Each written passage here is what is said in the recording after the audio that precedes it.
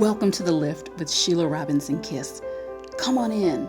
There's always a special place set aside for you here where you can relax, kick up your heels, pour yourself a nice, refreshing drink, and prepare to be lifted and soar.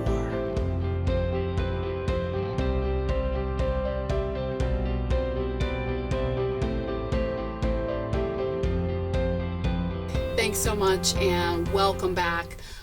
The narcissist in your life, the end of suffering. I really felt compelled to make this video because of all the heartbreaking letters that I've received, and so many of you have narcissists in your life and you're just suffering from the devastating effects that these relationships can bring. This video was created just for you to end your suffering, or at least give you a solid foundation for true healing. Now, I'm going to talk to you about narcissists from a clinical and a spiritual perspective. My spiritual work always overlays my clinical and therapeutic work. Clinically speaking, a narcissist is a person with a distorted sense of self and importance. From the spiritual perspective, and I want you to pay attention to this, a narcissist is a person who is out of balance and humility with their divine place on this earth and in your life. They are self-centered to the exclusion of other people's feelings and needs. And that's primarily what causes the problem. That's the root cause. I didn't want this video to be full of clinical jargon. Primarily, I'm just concerned for what is happening and the suffering that people are sharing with me. I did pray about this content because I really want it to be something meaningful for my subscribers. To understand the narcissist, you have to momentarily, even if it's uncomfortable for you, you have to momentarily step into their world and become a narcissist yourself. So in order to do this, I want you to close your eyes for a moment. Close your eyes and imagine that there is a permanent fixture in your hand. Okay, make sure you still have your eyes closed and see that permanent fixture in your hand. And that permanent fixture is a mirror.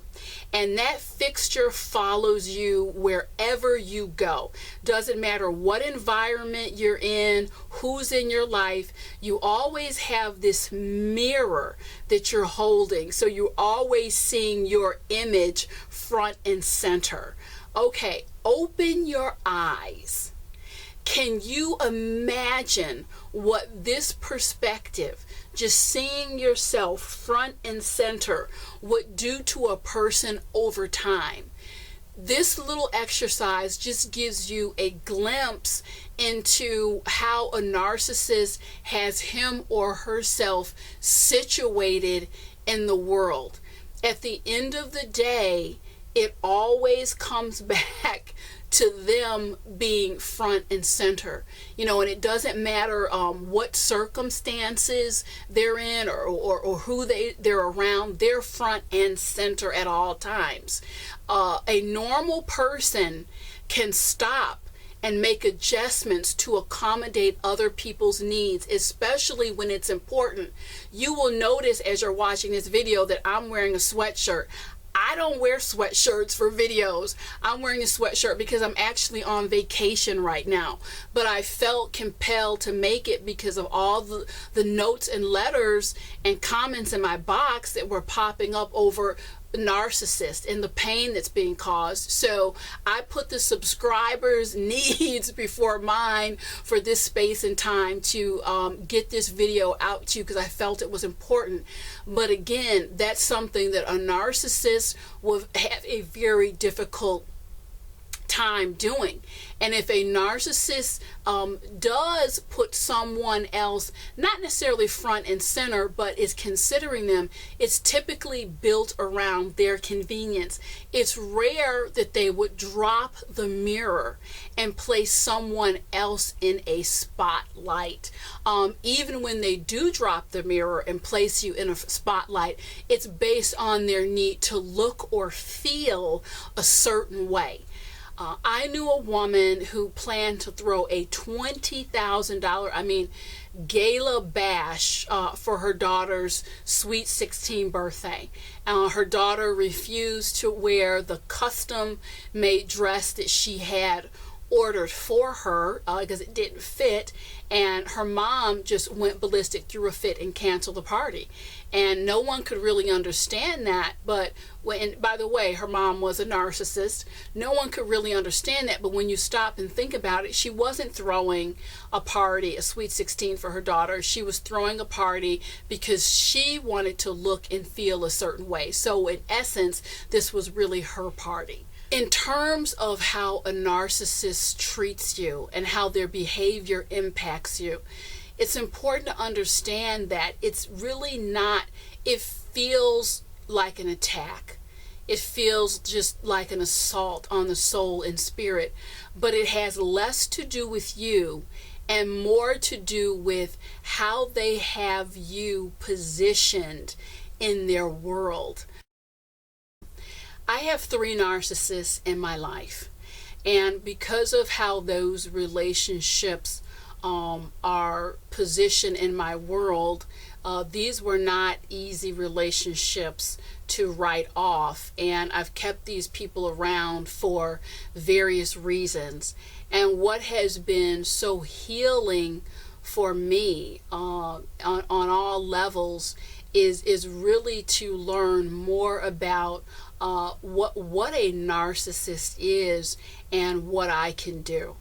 And what I can really tell you from my soul is the only thing worse than being affected by a narcissist for 10 years is being affected by a narcissist for 10 years in a day. I will share with you what I learned and what I did to start to empower myself and end suffering. And I hope this information will begin to end your suffering too. Number 1, this is essential to know. Unless a narcissist receives spiritual and or clinical intervention, they are not going to change. If you want or need to have a narcissist for your own particular reasons in your life, you have to come at it from the angle of this person has a disposition that unless God intervenes, they call him in to do an intervention, clinical intervention, or a combination of both, they're going to sit positioned just as they are in terms of their behavior. I know it's rough to hear it, but I don't want to waste your time. I'm sharing the truth with you in this video. And a lot of you will ask, what if this narcissist is my mother or sister? I will repeat again. If you want to keep them in your life for your own particular reason, there could be a million reasons you want to keep them in your life. You have to understand you're going to have to change how their position in your mind and in your spirit on a day-to-day basis, because they're not going to change unless there is an intervention, and they have to want that intervention, not you.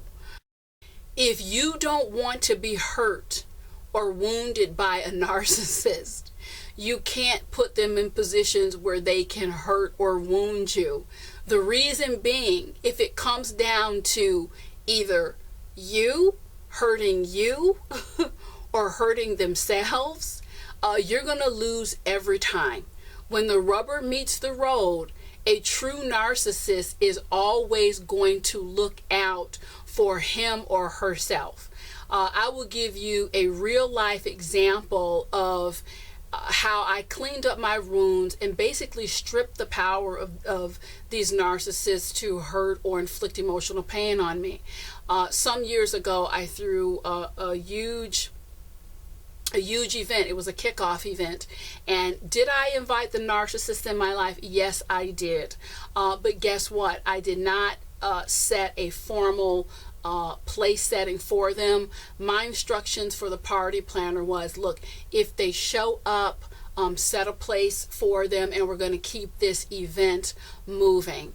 And I did that because history had shown me over and over again there was about a 10 to 15% chance of this individual showing up. If something came up for them that they deemed more important than honoring their word, I was going to be on the short end of the stick. So you reposition your expectations and your realities so that you are not coming up short on the stick. Now, in this particular case, this narcissist did show up. The individual come, and I will tell you, I had a wonderful time in the moment. You learn to deal with a narcissist in the moment, because when you attach all of your stuff, your expectations, I'm not even saying that your expectations are unreasonable, unfair. I'm saying because of the wiring in their head, if something comes up and it's competing interest and there's something that supersedes their commitment or your interest, if you're listening to this tape and you're dealing with a narcissist, you know I'm telling the truth. You will come up on the short end of the stick. So it's really about making an internal adjustment in terms of how these people are positioned. And if they're a true narcissist and have done a lot of damage, they have no business being positioned prominently in your life, in your spirit, in your psyche. Next. A narcissist will rarely acknowledge your feelings of hurt or apologize, because for them to acknowledge that they've hurt you or apologize, that requires looking at themselves in that mirror and seeing themselves in a diminished light. And that's the last thing a narcissist is going to do. The fact of the matter is, if you're waiting for an apology, and if you're waiting for that deep, heartfelt, I'm sorry, unless there's been a core fundamental shift for the narcissist, you're not going to get it. You will shrivel up on the vine before you get that heartfelt apology. The healing that you want and the healing that you seek does not have to come from the narcissist waving a magic wand and telling you, okay, I'm going to give that to you now. The healing that you seek will come through God on angels' wings with a prayer. Father God, please come in and begin to help me heal these scars of degradation. And let me tell you something, when you say that prayer, you will be heard. And that's really ground zero if you've been waiting for an apology for a long time. Other important thing I want you to know, you cannot berate or shame or scream and yell and try to turn a narcissist into something they're not. You can't berate them into change, because you're yelling and screaming. It does not feel the same way it would feel to a normally functioning person who does not have this disposition of being so self-centered. As you yell and scream at them, all they're going to do is hold that mirror up and say, what an ungrateful fool. I'm such a wonderful person, and look at how I'm being treated. And then they're going to go on and order a double stuffed pizza, and the only person who's hurt and reeling in the equation is you, because they do have that capacity to just immediately flip things in that mirror into their favor. So it's important that you understand that. And lastly, what I want to share with you is a couple things. Narcissists are human beings. Even though we want to demonize them sometimes, the fact of the matter is they're human just like you and I, but they're flawed. They have a certain bend and way they see life and way they experience themselves in relationship to the world. You can and you should hold them accountable when they don't do the things they're supposed to do, or they fail to meet the expectations. But just understand that when those consequences come to them, it really feels like an unjust punishment. It doesn't feel like something that they've earned or deserve. So again, there goes the quandary in the pickle that these personalities can present. They are trainable. They are absolutely trainable, but we're training people how to treat us all the time. But if you are waiting for that deep awareness and that heartfelt reflection and change, that can only come from them through a deep desire to flip the script, learn more about them, and to be accountable from the inside out. Unless they truly want to change, dealing with them can really be like biting into a flavorless cherry pie. It can leave you feeling so unsatisfied. I will probably do a follow-up to this video on some more strategy, because so many people are frustrated and asking for content in this area. But for now, I have to get back to vacation, and I'll see you guys soon. Thanks.